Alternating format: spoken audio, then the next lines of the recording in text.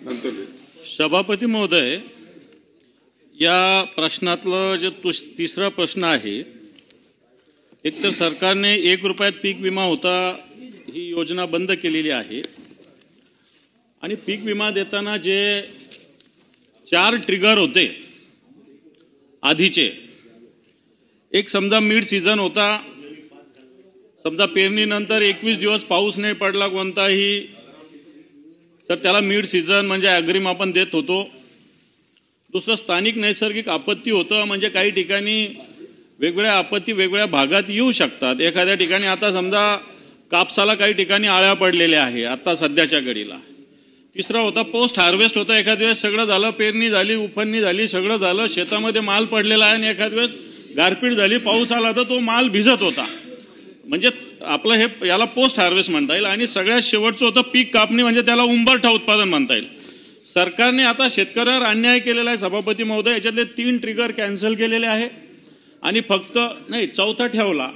3 trigger जे आधीचे होते, समजा मिड सीझन असेल, स्थानिक नैसर्गिक आपत्ती असेल, पोस्ट हार्वेस्ट असेल आणि फक्त आता उंबरठा उत्पादनाचा ट्रिगर ठेवले. शेतकऱ्यावर हा सभापती महोदय अन्याय आहे. मला हा प्रश्न आहे आपल्या माध्यमातून मान्य मंत्री महोदयांना की ठीक आहे, मागच्या काळात याच्यामध्ये अनागोंदी काही जिल्ह्यामध्ये स्पेसिफिक झाली, हे मानलं पाहिजे, परंतु काही जणांच्या चुकांचं फळ सगळ्यांना द्यावं लागतंय. आता तुमच्या लक्षात आलं असेल, आता हे केल्यामुळे मागच्या वेळेस 9 कंपन्या आपल्याकडे अप्लाय करत, आता 2च कंपन्या आल्या सभापती महोदय. याचा अर्थ जो मिटकरींनी प्रश्न विचारलेला आहे नफ्याचा, हा नफा तर प्रचंड आहे, पण मी त्याच्यात जात नाही. मी आता शेतकऱ्यांना जी जास्तीत जास्त सवलत मिळावी त्याच्यात जातो. सरकारने हे 3 ट्रिगर का बंद केले आणि हे पुन्हा एकदा सुरू करण्याचा सरकारचा विचार आहे का, असा माझा स्पेसिफिक प्रश्न आहे. सभापती महोदय, माननीय मंत्री महोदयाने जे आकडे सांगितलेले आहे, मान्य मंत्री महोदय,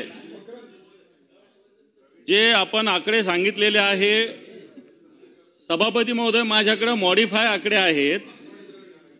77,300 हेक्टर जमीन बाधित झालेली आहे आणि तुम्ही फक्त 63 लोक मृत्युमुखी सांगितले. 162 लोक मृत्युमुखी आहेत. 162, तुम्ही 63 ची संख्या सांगितली, मी सांगतो 162.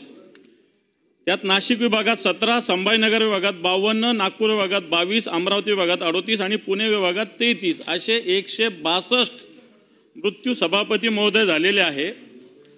आणि जे आता माननीय मंत्री महोदय सांगतात 213 कोटी रुपयाचं नुकसान भरपाई दिली जाणार. सभापती महोदय, मार्च 2023 ते माहे डिसेंबर 2025 अजून सरकारकडे 13,819 कोटी 2 लक्ष रुपये या शेतकऱ्यांचे देणं बाकी आहे. 13,819 कोटी. मी डिटेल देत नाही, मग ते अवकाळीचे असेल, अतिवृष्टीचे असेल, वादळाचे असेल, असे सगळे 13,819 कोटी रुपये देणं बाकी. सभापती महोदय, माझा प्रश्न आहे की मे आणि जून मध्ये झालेल्या अवकाळी पावसाचे पंचनामे पूर्ण झालेले आहेत का, हा माझा पहिला प्रश्न आहे. कारण बऱ्याच आम्ही सगळ्या ठिकठिकाणी फिरलो तर बरेच पंचनामे झाले नाही. आणि स्पेसिफिक जसे आता प्रवीण भाऊ आता बोलले की चला मागचं 13,000 कोटी बाकी, परंतु या अवकाळी पावसाचं नुकसान भरपाई आपण जी 213 कोटी हे केव्हा देणार. आणि सगळ्यात महत्वाचं, हे 162 व्यक्ती जे मृत्युमुखी पडलेले यांच्या मदतीचं वाटप पूर्ण झालं आहे का, हा माझा या निमित्तानं सरकारला प्रश्न आहे. आणि सगळ्यात महत्वाचं, जे 13,000 कोटी देणं बाकी आहे, हे वाटपाचा काही कालबद्ध कार्यक्रम सरकारकडे आहे का. हो.